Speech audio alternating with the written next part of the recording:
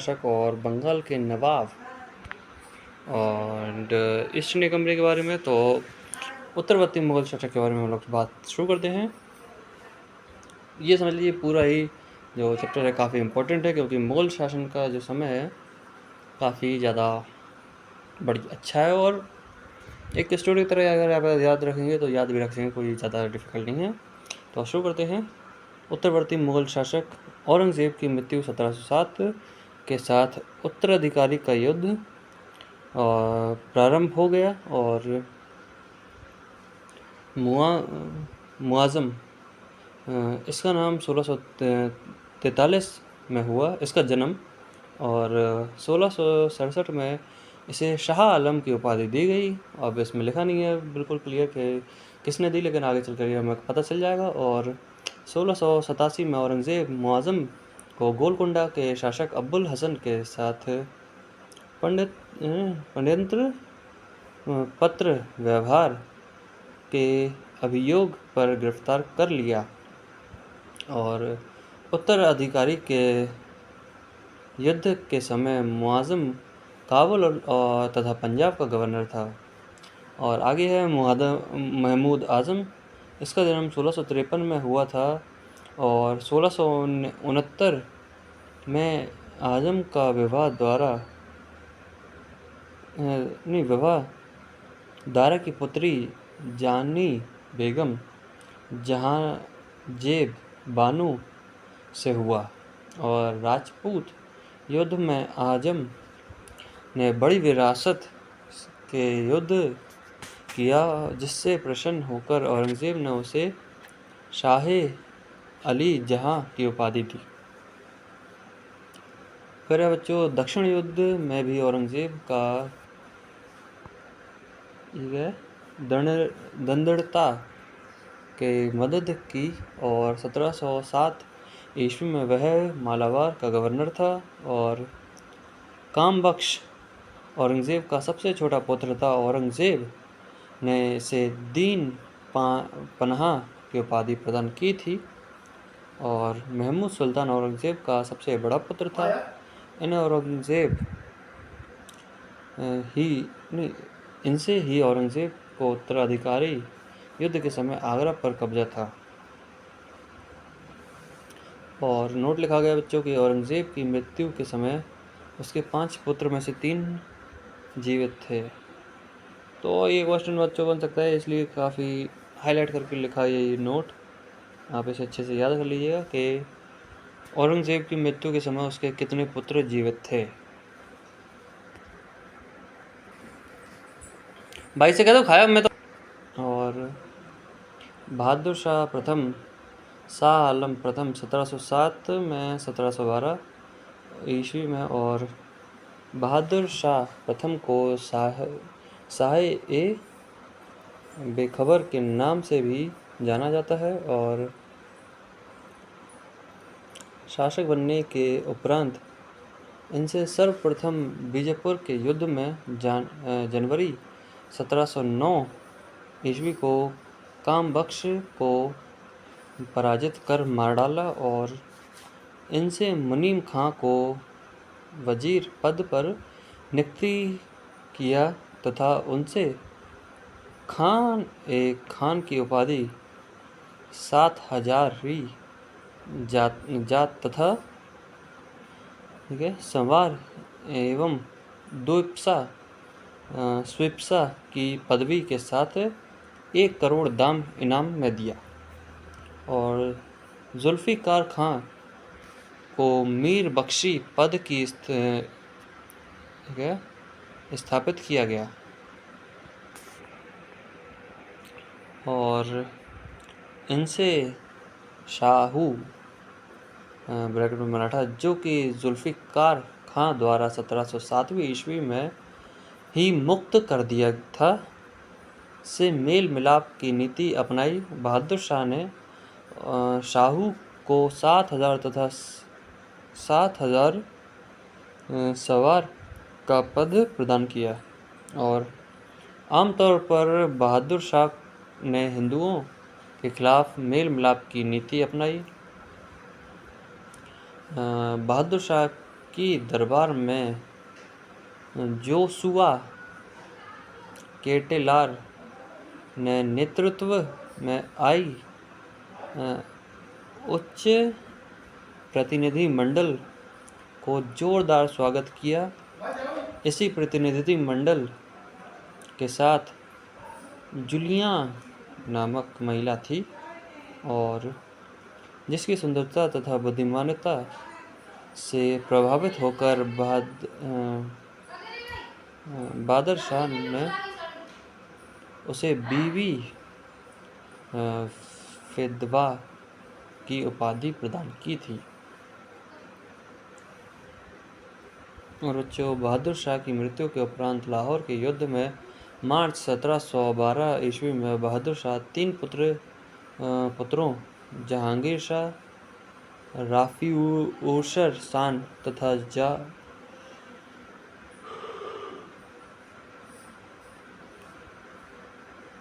जहां शाह के साथ मिलकर जुल्फिकार खान ने आजिम उस शान के विरुद्ध पृथक गुटक बनाकर अजीम ओशान पर पूर्ण विजय पाई। और नोट लिखा गया बच्चों, ये नोट आप लोग काफ़ी ज़्यादा सीरियस लीजिएगा बच्चों, क्योंकि ये नोट इसलिए स्पेशली लिखे गए हैं कि उत्तराधिकारी के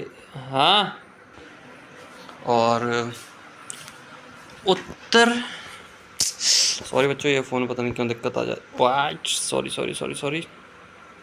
हाँ, और उत्तराधिकारी के इसी संघर्ष की विजय से दिवंगत बहादुर शाह प्रथम का शव 1 महीने तक दफनाया नहीं जा सका और जहांदार शाह मार्च 1712 ईस्वी में फरवरी 1713 ईस्वी में जहांदार शाह एक कमज़ोर तथा विलासी तथा शासन के प्रति लापरवाह शासक साबित हुआ।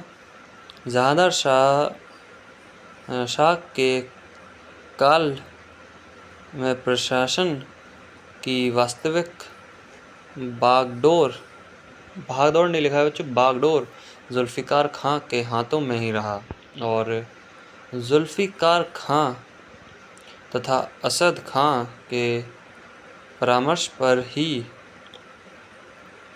इस काल की घर्षणता जजिया कर को वापस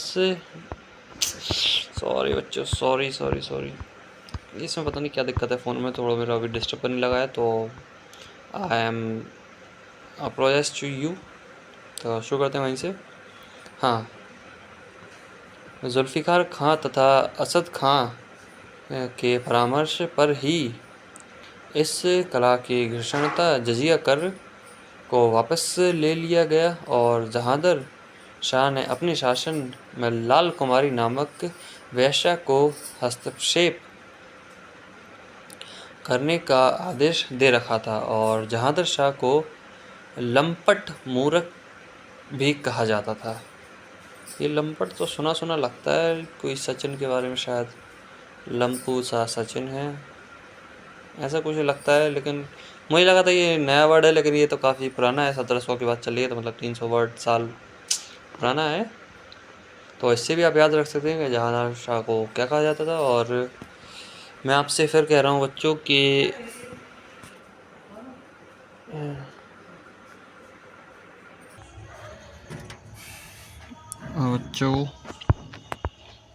तो मुगलकालीन इतिहास में ये क्या लिखा बच्चों, हाँ, सैयद बंधु हुसैन अली खां एवं अब्दुल खां को शासक निर्मात के रूप में जाना जाता है। और फिर है हमारे बच्चों फरूर खां सियार। तो फरूर खां सियार और अजी मुस्सासन बहादुर शाह का पुत्र था और इसी काल में अब्दुल खां तथा हुसैन अली खां का उद्भव हुआ और अब्दुल खां वज़ीर के पद पर और हुसैन अली मीर बख्शी के पद पर नियुक्त हुआ। इन्होंने धार्मिक सहिष्णुता की नीति अपनाई और जजिया कर एवं तीर्थ यात्रा पर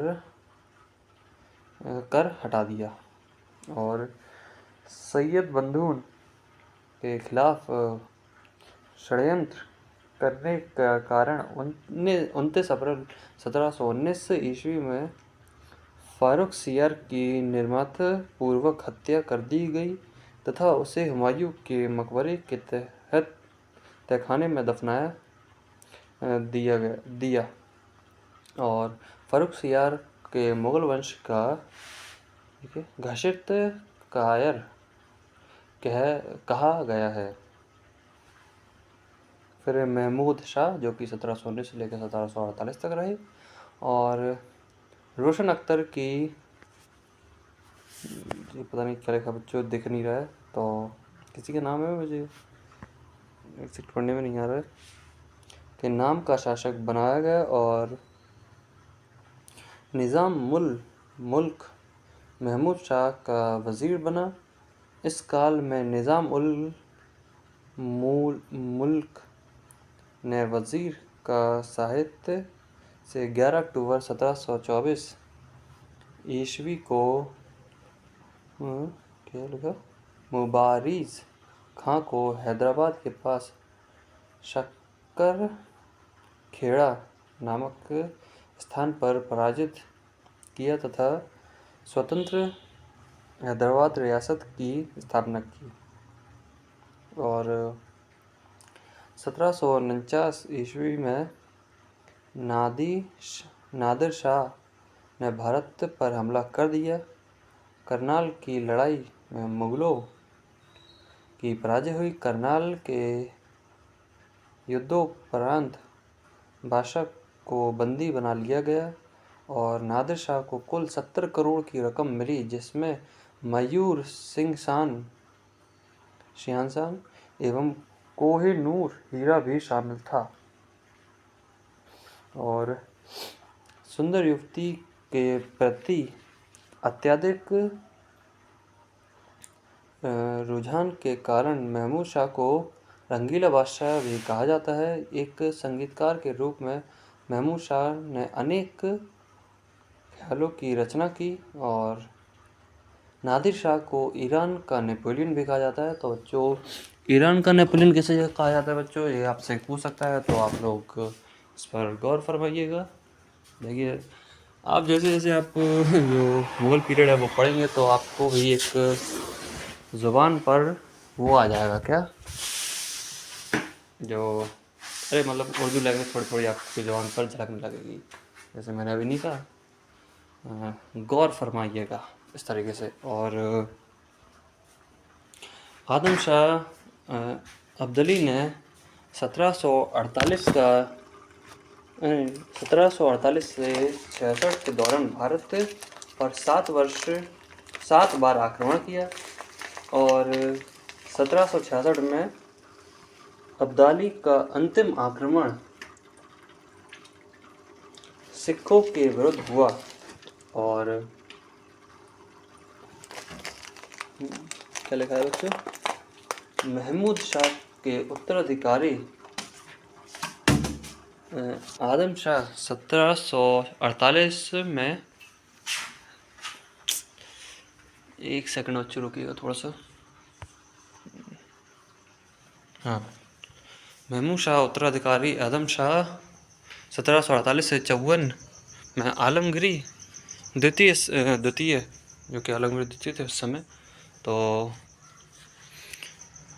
उन्होंने 1754 से लेकर 1759 तक आलमगीर द्वितीय के समय वास्तविक सत्ता और ये क्या लिखा बच्चों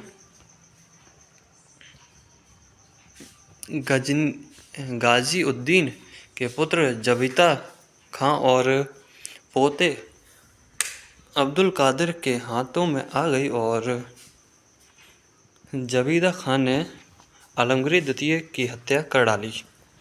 मतलब ये समझ लीजिए बच्चों ज़्यादातर लोगों को मतलब जो लोगों को रही जितने भी ये मुग़ल एम्पायर वाले रहे हैं तो इनके पुत्रों ने, इनकी वाइफों ने और इनके भाइयों ने ही इन्हें मारा, क्योंकि बस वो समझ लीजिए सब बड़ा ना भैया सबसे बड़ा रुपया, मतलब एक मोटिव तौर बता रहा हूँ मैं आपको कि, लेकिन जो मैं बता रहा हूँ इससे आपका एग्ज़ाम में कुछ नहीं आ रहा, लेकिन बस एक बेसिक फिनोमेना के लिए बता रहा हूँ कि किसी को किसी के बेटे ने मारा, किसी को उसके भाई ने मारा, और किसी को उसके पुत्र ने अपने बाप को भी मारा। बच्चों ऐसा नहीं है, किसी की बेटी ने शादी करके किसी की उसकी हत्या करवा दी, जैसे अपने बाप का कातिल की। तो इस तरीके से बहुत ज़्यादा मतलब कि वॉर हुए हैं, और उन्हीं की हिस्ट्री हम लोग पढ़ते हैं मुग़ल एम्पायर के द्वारा। और फिर आता है बच्चों शाह आलम द्वितीय का समय। तो इनका नाम अली गहर भी था, और यह बिना राजमुकुट का बादशाह था, यानी कि इनको कोई भी राजमुकुट पहनते नहीं थे, मतलब कि पहनने का शौक नहीं था, क्योंकि जितने भी मुगल बादशाह हैं, मुगल बादशाह क्या है, मतलब जितने भी बादशाह रहते हैं बच्चों, तो वो हाँ भी तो एक क्या कहते हैं, मुकुट तो लगाते ही हैं, लेकिन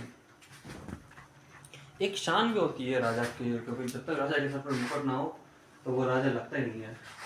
और आपको पता ही होगा आज के टाइम में भी जैसे कैद दी जाती हैं, क्योंकि अब अगर मुकुट लगाएंगे तो सर का तो हालत ख़राब हो जाएगी। और इनसे अवध के नवाब ने के यहाँ शरण पाई, और 1792 ईस्वी में महादजी सिंधिया ने दिल्ली को पृष्ठ किया, और उत्तराधिकारी अकबर द्वितीय बहादुर शाह जफ़र 1837 से 1897 में शाह आलम द्वितीय के शासनकाल में 1803 ईस्वी में अंग्रेजी ने दिल्ली पर कब्जा कर लिया, और गुलाम कादिर खान ने 1806 में शाह आलम द्वितीय की हत्या करवा दी। और बहादुर द्वितीय अंतिम मुग़ल सम्राट थे, यानी कि बहादुर सेकंड थे, वो लास्ट मुग़ल एम्परर थे। और 1887 की ईस्वी की क्रांति भाग लेने के कारण अंग्रेज़ों द्वारा बहादुर शाह जफ़र ने बंदी बना लिया गया एवं रंगून भेजा गया, और लाल किला स्थित हीरा महल बहादुर शाह जफ़र ने बनवाया था। और मशहूर, एक सेकंड रुकिए बच्चों,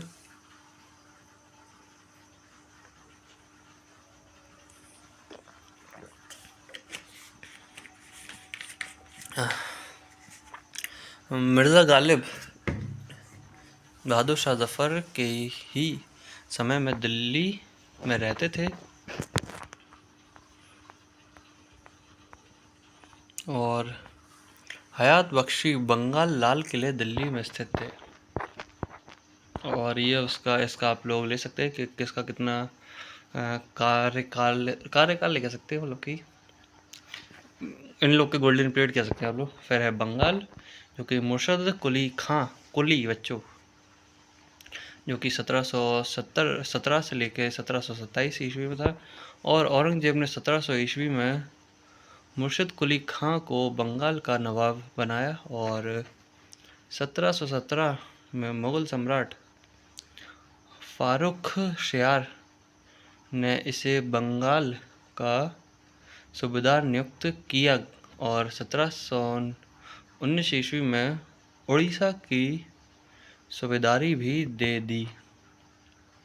और मुग़ल सम्राट द्वारा स्वतंत्रता रूप से नियुक्त बंगाल का अंतिम गवर्नर मुर्शद कुली खां था, और इनसे अपनी राजधानी ढाका से मकसूदाबाद ले आया, और नगर का नाम मुर्शिदाबाद रख दिया। तो अभी के लिए बस इतना ही रखते हैं, फिर बच्चे बोलते हैं आपसे।